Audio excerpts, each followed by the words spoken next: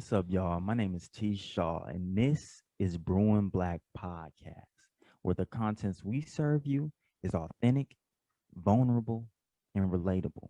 That means we serve you with no cream and no sugar. I guess I like my coffee black.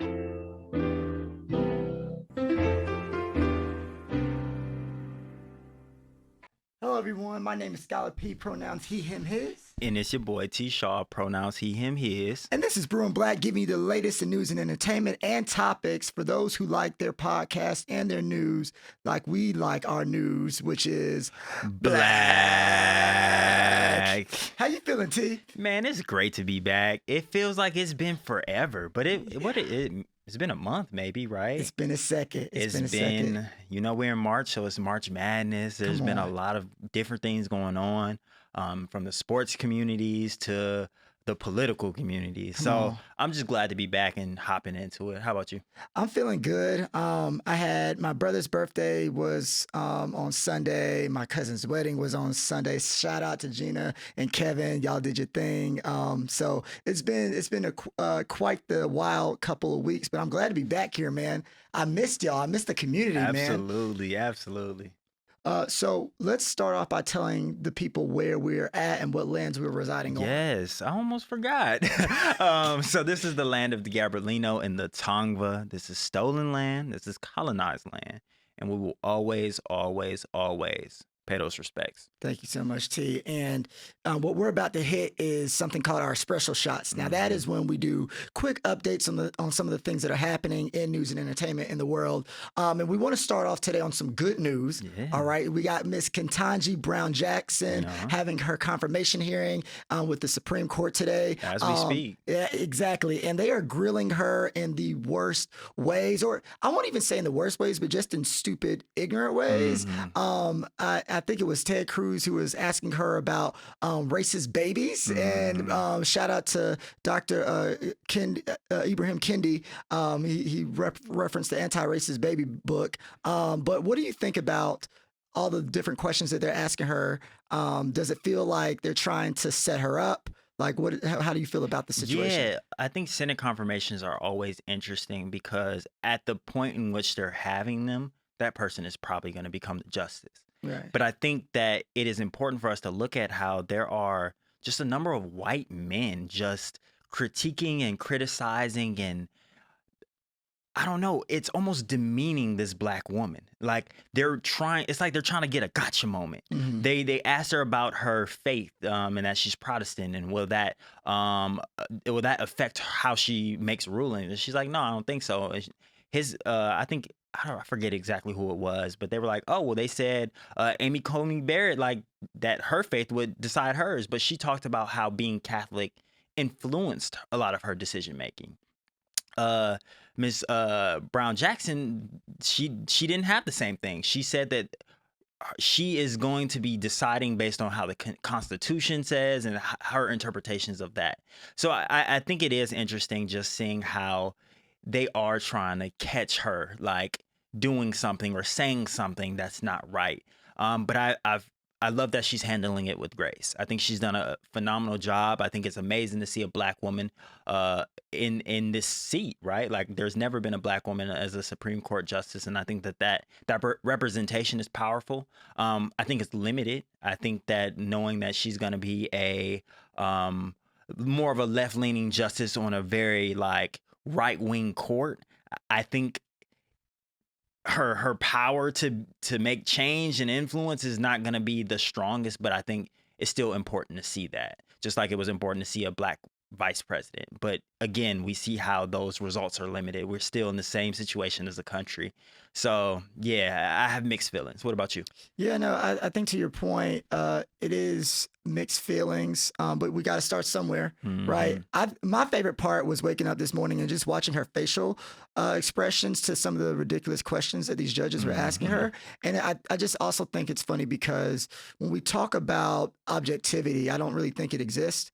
And I think that, of course, you can make legal decisions based on what the law says, but we know oftentimes when it comes to policies and regulations, there's a lot of biases that take place. And it's so funny that you have like these group of white folks really like trying and grilling this black woman as if they haven't made decisions based on their own biases. And I'm not, and I trust Ketanji Brown Jackson to like do what's best and be objective in that sense in terms of the law. But like, let's not act as if most laws and policies aren't carried out with biases and usually problematic biases in place. And a lot of times they don't look like Ketanji Brown Jackson who are making the biased decisions. So I think it's just sort of like a circus show in that sense. Like you're just trying to, like you said, they're just trying to take an extra dig at her. So we got to big her up and say, we love you. We're very proud of you. And we just hope that she's, continues on with the good fight and just continues to gracefully show them how ignorant their questions are without even having to say it. I think because black people have this like thing where we talk without talking for real. And it's an like, art. It's an art. It's this expression where it's just like, she's like, judge, and what that really means is like you BSing right now. Like, what do you like? We know what this is. It's like, come on, nigga. Right. That's basically what's happening there. So shout out to her. Shout out for everything that she's doing, because what we do know is that in these times we need people in power to make decisions that will have a positive impact on society, right? We already see that Florida, your favorite state, has passed the Don't Say Gay bill, which has caused a lot of workers, I think it was at Disney World, to actually stage a walkout, right? And so talk about what the importance of that is in this day and age for people to say, hey, this state passed this bill, we're walking out because it doesn't make sense. Yeah. So if y'all remember, I think that was one of our first episodes at the network studios, where we kind of talked about the Don't Say Gay bill and why it was important for us to keep that on our radar. It was going through, I believe, the House and the Senate. And I think that was when I kind of broke down like how a bill was passed and why it was important, even though that it was in committee, that we kind of keep track of it because it has passed now. And I think it's been a big protest right now with the Disney employees because, one, Disney is one of the largest employers in Florida. So they have, understanding in capitalism, like they have a lot of power in that state. Right. They were pushing the president of Disney to come out and say something, but he waited until the bill got signed and passed for him to do anything. Right. And he did call Governor DeSantis, and they've had some conversations, but people feel like he should do more. So that's why, because I was wondering myself, like, why Disney? But understanding that it is one of the more, successful businesses in Florida, and that they have power to lobby and power to do these things, I understand why.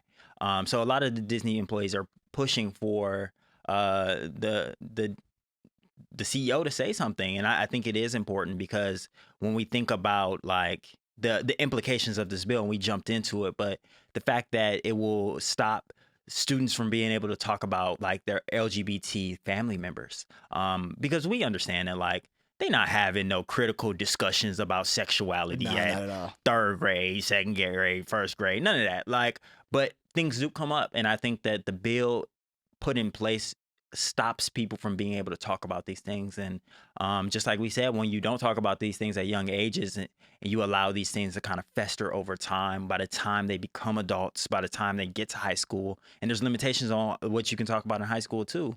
I think there was another thing that talked about how the bill forces teachers to out students to their parents.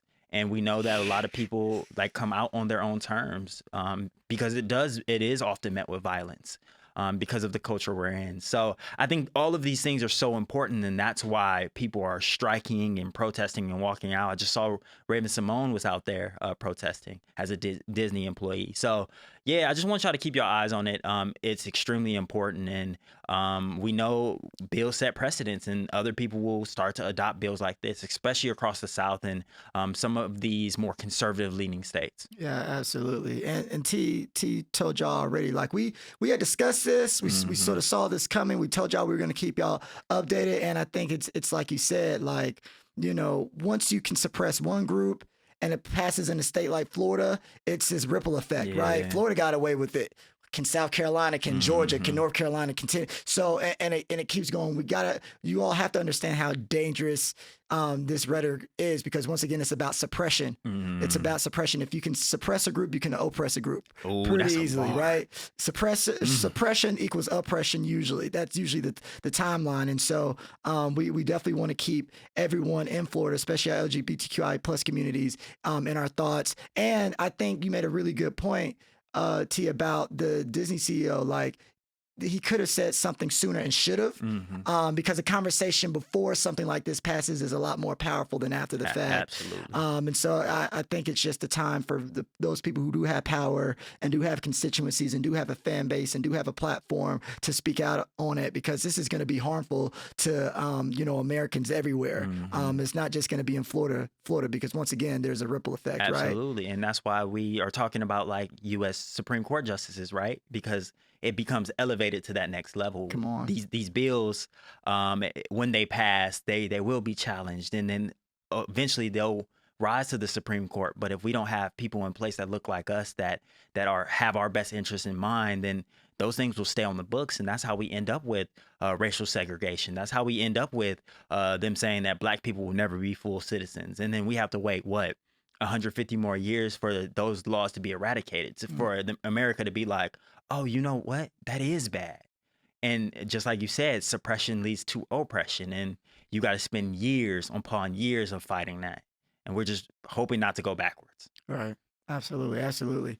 And speaking of going backwards, sometimes they have a saying that goes something like, I want that old thing back, or you want that old thing back. Y'all, we are here to tell you that is, there's healthy ways to go about that, and there are unhealthy ways to go about that. And recently, Mr. Kanye West has, been sort of known for, dare I say, stalking, at the very least harassing Lil' Kim, harassing Pete Davidson. And, I've had some conversations with people about it, and they were sort of on Kanye's side. They were saying, Kanye, could he be the victim in this? The Kardashian curse, this, that, and the third.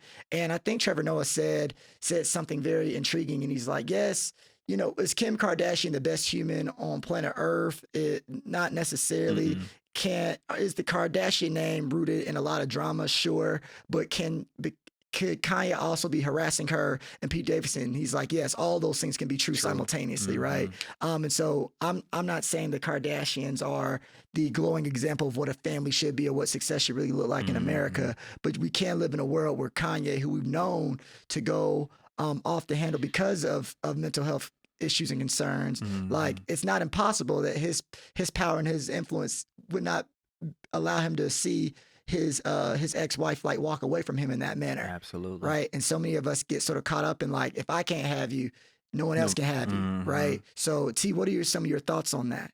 Yeah, man. I think if Kanye was anybody else, Kanye would be in jail. Kanye would have a restraining order. We would talk about Kanye in a different way. If that was your cousin, if that was your brother, if that was your uncle, if that was any other man, like, we wouldn't have so much grace and leniency. I think D.L. Hughley said that, like, Kanye only gets away with it because he can rap and he can produce and he has some Grammys. But take all of those things away and he becomes a creep. He becomes a stalker. He becomes someone that is harassing. And I think that it's hard too, because we see, I think young men are very impressionable in ways that when they see that, they think that, oh, that's what you're supposed to do. If somebody you really love, somebody you really want, like they'll come around, right? Like, you can just kind of harass them in the sense that they'll come around. That's how you show your love. I think for a lot of men, that's how they show their love.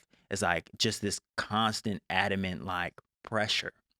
And it's like, it's hard. I saw people talking about how Pete Davidson has a tattoo of Kim Kardashian, or he has like 2 or 3. One of her actual face, but he's a tattoo person. He has a bunch of tattoos. I think he has like nicknames or something. Like, there's like 2 little ones and then her face. And I saw somebody say like, oh, if this was Kanye, y'all would call this a red flag. Y'all would say that he's crazy. But the thing is, he's with Kim Kardashian. We can call him stupid. Like, we can feel however we feel about him because he got a tattoo, but he's with this woman. They're together. If Kanye did it, yes, it would be a red flag because he's no longer with her. She has said time and time again that she does not want to be with him, that she wants to move on with her life. She has filed for divorce, has gotten that expedited. Like, it's over. It's over. It's Right. dead and it's gone. And I think that it becomes exceptionally dangerous when we start to normalize this type of behavior. And I think that that's kind of what we're doing. And I think people are talking about it, but there's so many people caping for Kanye that, like, it makes me worried. Oh, for What sure. about you?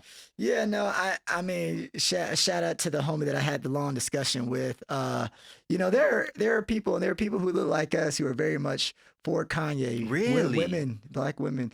Black women? Yeah, man. Now, Whoa. Talk to me. I've had some great conversations with some great Okay. people about it, and some people feel like Kanye is the ultimate victim here. That Kim has been manipulating him on the side, and this, that, and the third. That's not my opinion.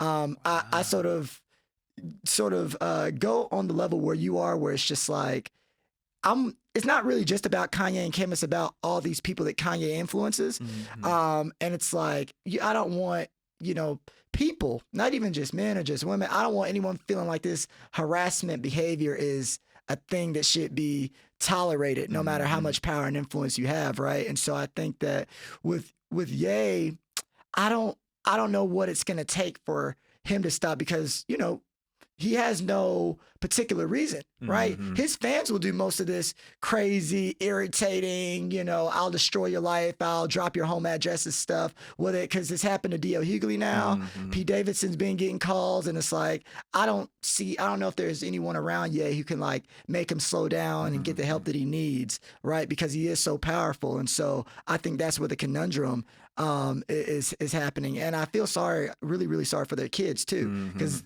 well, at some point they're gonna have to they're either gonna realize what's going on, and when they get older, they're gonna realize, oh, this is what my dad did to my mom in front of millions of people. So it's just a sad situation all around. And I think that a big thing that I want, especially men, to recognize too, right, is that you should love yourself enough to be thwarted off by the first no. Absolutely.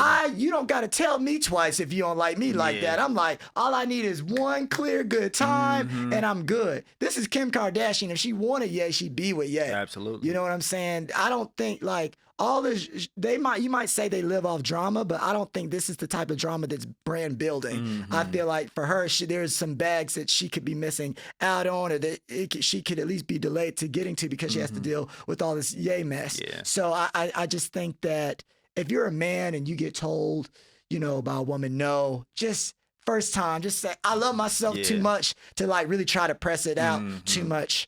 Why would you want to be somewhere where you're not wanted? Right. Right. It makes me harken back to Family Matter days when, Laura said no to Steve for 9 years and he still ended up with her. And I was like, I love it for the story, but it's actually a really dangerous message. Absolutely. She didn't want him season 1, and he just really he was just around though all the time. Right. So I think that just have more pride in yourself, fellas. That's all I can really say about it, Absolutely. Yeah. But speaking of, how Ye operates, right? Because, I think that it's so easy for us from this angle to talk about how this one man behaves, but I feel like we should do the work in breaking ourselves down, right? Absolutely. And breaking down this thing known as masculinity a little bit more. So I think that's the direction that we want to take today. Yeah. Right. And so T, guide us through what you're going to be guiding us through today, brother. Absolutely. So we're going to be talking about masculinity today. And I thought it was important that we talk about masculinity because when I thought about this topic, right, I wanted to kind of hear what other people had to say about masculinity. And I think the only examples we ever get when people are talking about masculinity is toxic masculinity. And I thought that was a problem because I think that masculinity should exist outside of toxic masculinity. The only time we hear about masculinity is when we talk about Kanye, you know what I mean? Right. This is what you shouldn't do. So I want to know not only what you shouldn't do, but what you should do and what it is, right? I don't even really know. I think a lot of men don't really know what masculinity is. I think we have a conception of maybe what it is, but I don't think we're able to really grasp the concept. And I think that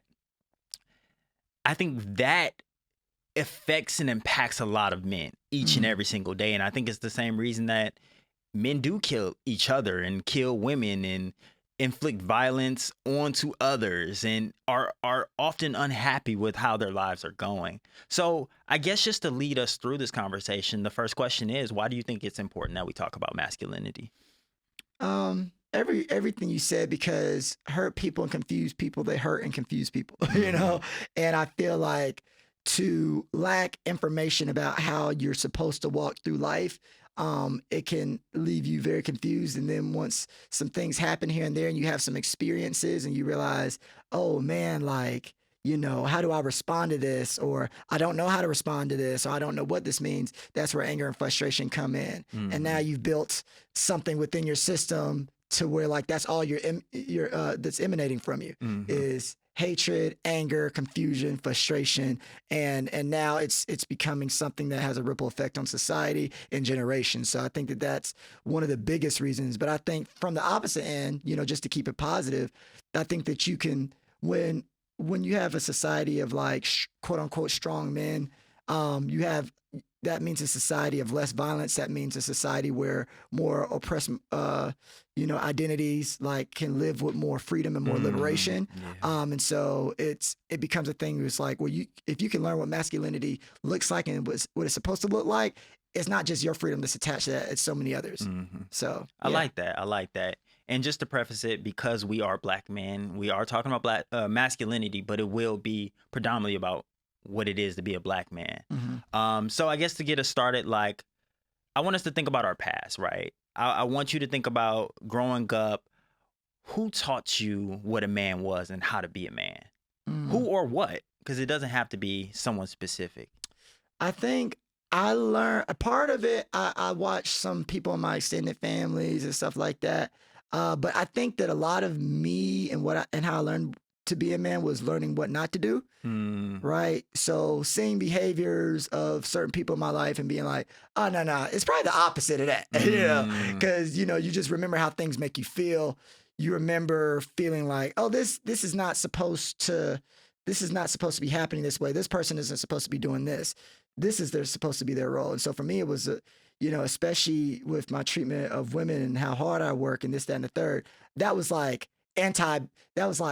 anti-behavior. Like I had to sort of learn how to do the exact opposite of what I was saying at the time. And I think that I've had some positive relationships because I was so hell-bent on doing the opposite of what I saw growing up. So and what age did you kind of figure like, oh yeah, this is not how it's supposed to be? Yeah, probably like from maybe like 10 to 17-ish. Okay. Maybe even 8 to 17-ish, where it was just like, this is like a setup, right? This can't be what it means to be a man. So like it must be on the opposite side of whatever these actions are, right? What about you?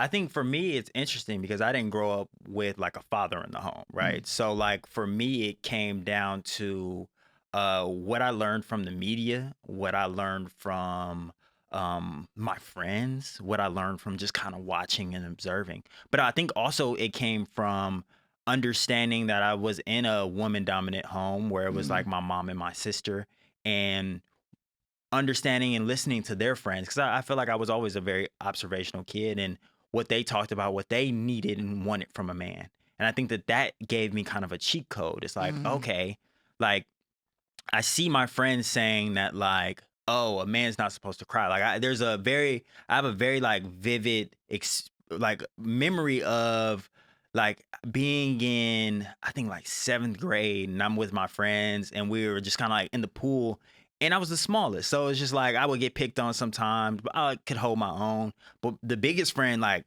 kind of put me in like the suplex position, and then like just kept thrashing me like on the water. And I kept like going under and coming up, and I felt like I couldn't breathe. All right. And when he finally let me go, like I think I elbowed him. I think somebody kind of helped me out. I was like kind of like yelling for him to let me go, and my friends finally got him to let me go, and I was crying, and he was like, "No, that's some bitch shit. Like you're not supposed to do that, right?" And I remember being like on the other side of the pool, like confused, because it's like, you're my friend and you're telling me. He was like, no, he got to learn the hard way. That's how I learned. And it's like, I think about that moment a lot, because I think he truly thought that that's how it was supposed to be. And I think that's how a lot of men learn, right? Mhm. I think we kind of teach each other in those ways. I even think about like just other experiences growing up. Even my mom, like, though she gave me a lot of positive like images of what a man's supposed to be. I remember I had a friend in 6th grade. He was a big kid. His name was Wally. He was a super big kid, but he was super soft. Like he was a teddy bear, bro. Like he was soft. And I remember we were like playing outside and it was like kind of late and we ran into some like 8th or 9th graders, and because he was big, they kind of came up to him, was talking to him and stuff. Like I think they was trying to, I don't even know. They was trying to get something up off of him. And we like looked at each other and we just like took off running. And I was hopping walls and we got away. And he went home and I went home and I had told my mom, and she got upset. She was like, no, that's not how you're supposed to go. Like she was like, that's soft. Like Wally is too big to be running away and he's teaching you the wrong things. That's what she felt. She was like, no, like if somebody trying to pick on y'all should have jumped him. Like y'all should have beat him up. Like it was 2-on-1. Like what's up with y'all? Right. And it's like, those were the images for a long time what I had about what masculinity was, like how to be strong, how to like kind of fight back, things like that. And for a long time, it took a while for it to kind of alter. But again, just like you said, I did understand. I never was like pigeonholed to like, oh, this is how you're supposed to treat women, because I knew exactly how women wanted to be treated because I was told directly and indirectly. Right. So I think that I did get away from that aspect. But for a very long time, it did feel like these lessons of masculinity had to be built around fighting and being tough. And I had been fighting and had been tough-ish. It's like if I got pressed, I did fight back. But that wasn't my first like inclination. I never felt like I had to do that. So I think that those were my first, I guess, definitions of masculinity. So I guess I'm wondering, like, when did your idea of masculinity change? So you said kind of between 10 or when you were 10 and 17? Yeah. So, yeah. And also just take the time to say too that like I think therapy like really sort of helped me understand like how I had looked at masculinity. So, you know, I think I looked at because I wasn't just looking at masculinity, I was looking at Black masculinity. Okay. Like Black. How are they different? For me, the way in which I looked at Black masculinity, I mapped on all these issues that I had with hyper-masculinity, and I put them on other Black men for so long. Because all of these experiences that I was having was with other Black men because of proximity. Not because Black men are more violent or more hyper-masculine or whatever, but it was like, I grew up around Black people. So any negative experience that I had with men, it was probably a Black man for the most part. So I think that I had to unlearn a lot of that, because I think that Black men have this particular swag around us. And when you think about, you know, things like hip hop and the aggression and the like, you know, I'll disrespect you, I'll take your girl, I'll shoot you up, I'll do this, that, and the third. Like, there's a certain energy that like people walk around with. And then with like people sort of having, a lot of men having those experiences that you referenced, right? Where it was like, maybe one time they cried and someone told them that, yo, that's some punk stuff. Or like, you know, they wish they would have scrapped in a situation they didn't. Everyone's sort of walking around with that. So for me as a kid, I was walking around like innocent, like, oh, I'm nice, I'm this, that, and the third. I had been in fights before, but not often. So I was just confused, like, why y'all giving me this type of energy? And I was associating that with like, why are Black men giving me this energy? And as I got older, I realized, oh, this is a hyper-masculine thing, because I've also met a lot of Black men who are way more chill. They don't got nothing to prove. They're affirming and this, that, and the third. And I don't think that as you're growing up, we get to see enough of those examples. And if you do, they're not your age at the time. So the 8-year-old, you're not going to get the 8-year-old woke Black man who's like 50 in his head. You know what I'm saying? Right. And so I think that everybody, or a lot of people, are subscribing to this idea of masculinity, at least from those big formative years, from like maybe a 10 to 17, maybe a 5 to 17. And by the time you get to be an adult, now you have to sort of unlearn all those different things interacting with other men. So I think that that's where the real shift for me took place, when I was in therapy. And I was like, oh crap, because it was actually impacting my relationships with people, especially women. Because I was just like, I don't trust these motherfuckers around me. You know what I'm saying? Other men. Yeah, like I don't, like there's not, I'm not used to having a lot of positive interactions with men, especially as it relates to the women that I've dated. You know what I'm saying? So I always come in like a little bit like, I don't know this guy. He gonna have some random issue with me, da da da da da. And so even today, I'm still unlearning that type of behavior. You know what I'm saying? Yeah, absolutely. So the shift is constant. Okay, bet. So what does it mean to be a man to you now? Like, how is that different than what it was in the past? I think, and you know what, to be honest, I almost deconstruct the notion of man. You know what I'm saying? Go ahead. I think about what it means to be a healthy, responsible adult because I think that there's so many things that I would tell my son in terms of like how to be a man, and my daughter would be right there and be like, well, Dad, do you not want me to be these things then either? Yeah. Right? So like strong, a protector, assertive. Like I wouldn't tell my daughter to be like weak, submissive, and a pushover. You know what I mean? So I think that for me, it's about what are the healthy traits that an adult has. You know what I'm saying? Of course, I would tell if my son was straight and you know he got me, I'd be like, yes, protect your wife. But I'd also tell my daughter, yo, protect your husband. You know, like there's just so many different things that like we map on to like healthy and non-healthy men, but I also think there's room to have the conversation of like, what does it mean to be a powerful adult? Absolutely. And I think that when I got to a place where I'm like, oh, I'm just trying to be an adult because there's so many different aspects of like what a good man is, and it's not a monolith. Everybody does it in their own ways, and there are a lot of men who are not harmful out there, who their spouses love them, their community loves them. They're not toxic, but they don't act the exact same way. They don't have the exact same thoughts. So like, how do we deconstruct that notion? I would say today for me, being an adult means being considerate, right? Not being selfish, even though I have every reason to be as a single person who doesn't have kids or a spouse. I would say, you know, just being determined and disciplined, right? I would say, you know, protecting the ones around you that you love, and sticking up for yourself because no one else is going to do it. And I would say, just taking care of your responsibilities in general.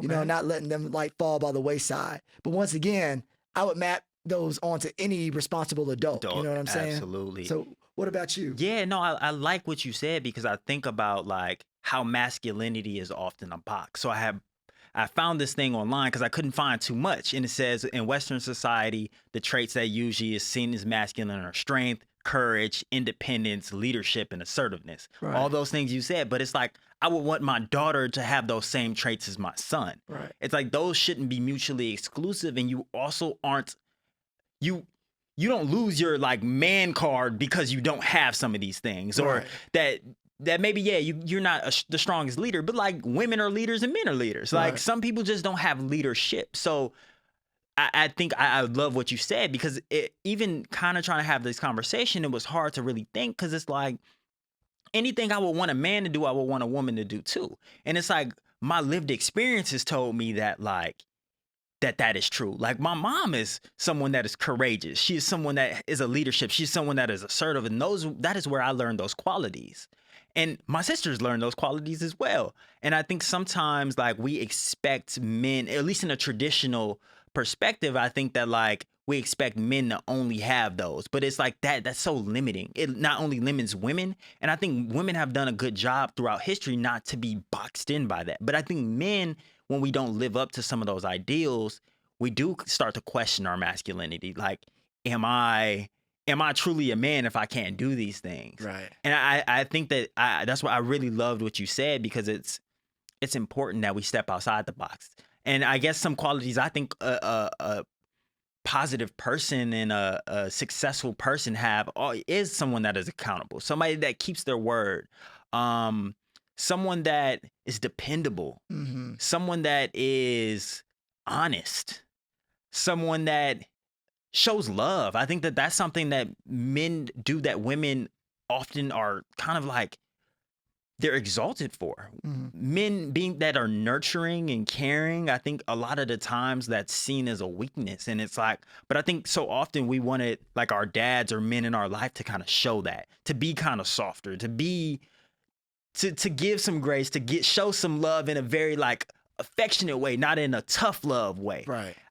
So I think that that's what men and women should aspire to. Like, I think we should have the same ideals because we're trying to be human. And I think that just, these boxes of masculinity, it makes it hard. Even though we're still forced into them, I think that it is important to kind of break down, to add more traits in, to make it, I guess, the lines more blurred. Because I think about how Black women are often viewed as more masculine than white women.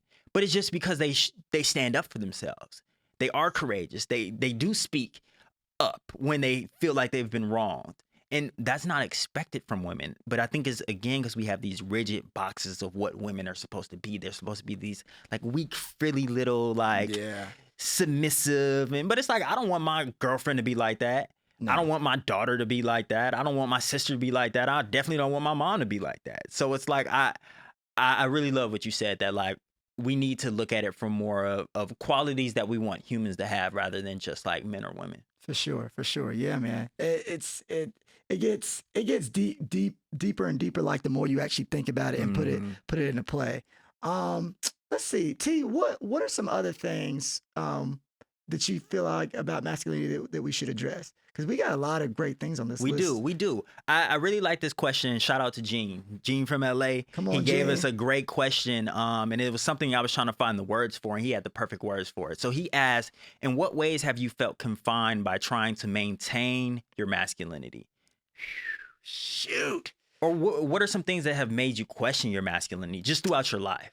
Well, let's go to the confinement piece first, because I think that for me, this is something that over the past few months I've been trying to unlearn. And I think I talked about it a couple episodes ago, but this idea of being super territorial. Like, I am extremely territorial, especially in my romantic relationships, because once again, I just don't be having the best experiences with other men as I try to navigate healthy relationships with Black women. So I think that for such a long time, it was like I'm out with a woman. If someone does something, even if it's disrespectful towards the woman, it's disrespectful towards me because I'm with the woman. And like, as a man, you should be concerned enough about what could happen and what the ramifications of that might be, that you should steer away. Because for me, if I'm out and about and I see someone with a young lady, I'm not about to do anything or try to engage with the, because, the woman has made it clear who she's there with, and you just never know what people are capable of, and this, that, and the third. So I like to be treated with that same type of respect, but I think I had to deconstruct, like, why is that? Like, what is this need for me to be seen in this certain way by other men, right? Like, why do I care? And then, like, what is my reaction if someone does something that I find to be disrespectful? Does the woman think it's disrespectful? And if not, well, how do I make, something that's happening to the woman that I'm with about her and center her versus centering my own ego? So I think for me, like, being able to back off of this super territorial thing was a big shift in like how I thought about masculinity. Because I was like, I need to be seen as a potential threat. Because masculinity is possessive, and it's like, if somebody's trying to take your possession, and they're trying to say like, oh, you ain't as much of a man as me, huh? Exactly, right. And what I realized too was that, and this is something that men gotta keep in mind, right? Like, 9 times out of 10, the next man that sees you on the street, he could be bigger than you, shorter than you, stronger than you, weaker than you. But like, all of us have this like pride, and it's sort of like, no matter who you see, no matter who you with, I could be Shaq size, and there's gonna be some 5'9.5" guy who's gonna try to who's gonna try to slip in my relationship if I'm acting up or if they see the opportunity, right? So like, this idea of you have to look a certain way or be a certain way to get all this respect, it doesn't really hold weight. You could be the biggest gangster in the world. They're still gonna have opposition. You could be the most passive person in the world. They're still gonna have opposition. So like, how are you going to deal with that as a man? And I think that once I learned that like, disrespect is just a part of the game. It's a part of life. Well, all right. Well, now what? Because you can't fight everybody. You can't do. You see, Suge Knight tried, and you see where he is now. I'm not about to run over people with trucks. You know what I'm saying? So I think that was one of the bigger shifts for me in like how I looked at it. But what about you?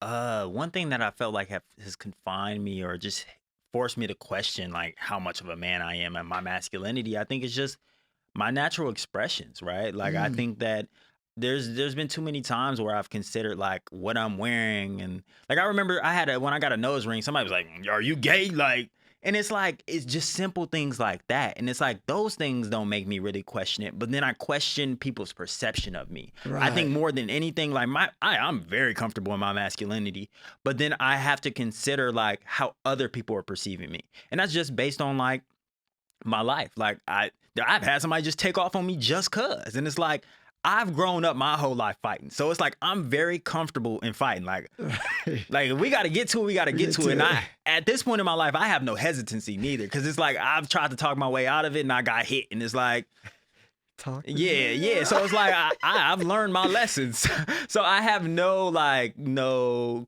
qualms about tussling, you know what I mean? But I think that like I would rather not. Like I can turn into the lion, but I would rather just be like these other animals that's chilling, you know what I mean? So I think I've just considered like how other people are perceiving me, because I don't want to be perceived as weak or perceived as soft, because then it's like I'm gonna have to nut when you buck. Like, yeah, you know what? To that point, I'm sort of like on the opposite end of the spectrum, where it's just like I'd be a little bit more chill, because like at this age in my life, and based on things that I've been through mentally and emotionally, I don't necessarily know how to stop a fight per se. And what I mean by that is that I'm not at an age right now where I can see myself. If we're gonna squabble, like it's not gonna end with someone being able to go. Like it's like he said to the death. So it's like, so for me, because I just, in my mind, when I get angry, I'm not good at letting things go. And like for me, I think, but what I'm learning too as a man, because you're thinking like, oh, I'm willing to do this to you, to the people you love, this, that, and the third, and you just feel like that's what makes you tough. That's what because like you feel like I'll do anything to anybody just to show you that you shouldn't mess with me, because these can be the ramifications. But then what happens is that, and I've faced this in my own life, where it's just like people don't want to be around that type of chaos. People are sort of like, yo, bro, like, are you good? Like, it's not that deep. Or like, you got so much in your life to be thankful and happy for, you gonna throw it all away over a miscommunication. Or even if it is one fight, let's say you do get into squabbles, you are throwing hands. Are you about to go sit in your car and wait? This is stuff I pondered before, right? And it's like, are you gonna like be done with the situation and then go back and put more fire on the flames, right? Because of your pride, because that's what people in society tell you that's what a man's supposed to be. Like, because in my mind, being a man and being masculine means sort of ultimate domination, ultimate chaos, being able to instill that in people, and people knowing that, like, I'll destroy everything to make a point. And I think that's where it gets dangerous, because I think that especially when men don't get their way, like, and I've been guilty of this too, y'all. Like, I'll be like, I'll destroy I'll F up the whole group project. I'll, you know what I'm saying? Like, you know, I'll tell everybody's secrets. I'll do what, like, try me. Like, it is what it is. I'll destroy everything around. Like, I'll burn the house with me in it. Like, it's that type of thing. And I think I think to be a man sometimes means to like embrace chaos and ultimate destruction if you don't get your way. And that's why I think it gets dangerous, especially when we talk about a yay or something like that. How many guys do we know, like, girlfriend doesn't want me, they kill the girlfriend? Yeah. I can't have you. You see it in the news every week. Right. Or the insecure person who might go and harm a lot of different people, or the incels who are like, you know, men who like really, really hate women. And they talk about all these horrible things that they'll do to a slew of women because like one rejected them or something like that. Right. So I think to be a man means to be bred in chaos, and to think that chaos is the only way you can get respect. But it's like, what you learn is that even if you cause the chaos, like, that might help you with that one moment, but then the very next moment, like, someone else is gonna try you. Yeah. And you can't bring all the chaos you want to everybody who ever tries you ever. Like, there's just no one can do that. So I think that's what I've learned about masculinity in that sense. You know what I mean? Okay. And as we're kind of closing out, I just have one more question. Yeah. It's something I'm kind of interested in, because I don't know if I have an answer. So are there spaces where you feel that you feel comfortable being vulnerable with other men? I would say the spaces that you create. right? So like if me and you have had some great conversations, but this is literally a space we curated, right? And with my other male friends, like if we've developed that type of relationship and rapport, then like we can be anywhere and like have those deep conversations. It can be in a car, it could be at a restaurant, this, that, and the third. But I think it's about finding and tapping into that community of men that you know and trust, and then being like, all right, now wherever we go, we could be here, we could be in Dubai somewhere, and like we can feel safe. What about you? Question, I want to follow up. Yeah. Is that rare, or do you find that it's common? Like, how many people do you feel like you can have those conversations with? A few, to be honest. I don't really volunteer all that information. And there are a lot of different reasons for that. But I mean, a lot of times we don't even really like to get to the root of those types of things, right? And I think that's another discussion to be had as well. So I would say it can be sort of a rarity if I haven't tried to create that space with you, Yeah, I definitely feel that. And I just asked that because I work with young men. So it's like I watched a space that I thought was safe yesterday or 2 days ago kind of almost come to shambles. Like one young man, and again, we have to kind of start to like unpack these things in ourselves. The question was, what's one low-key flex that you feel like you have? And kid at first said nothing. And I was like, nah, bro, I'm not accepting that. So like, I'm gonna give you some time. And then he said, oh, I think it's my girlfriend. Like, she's beautiful. I think I got the baddest girl at the school, and she's brilliant. Like, I think she's so smart. She's in these honors classes. And then the kid next to me was like, yeah, she is bad. And he was like, what you say?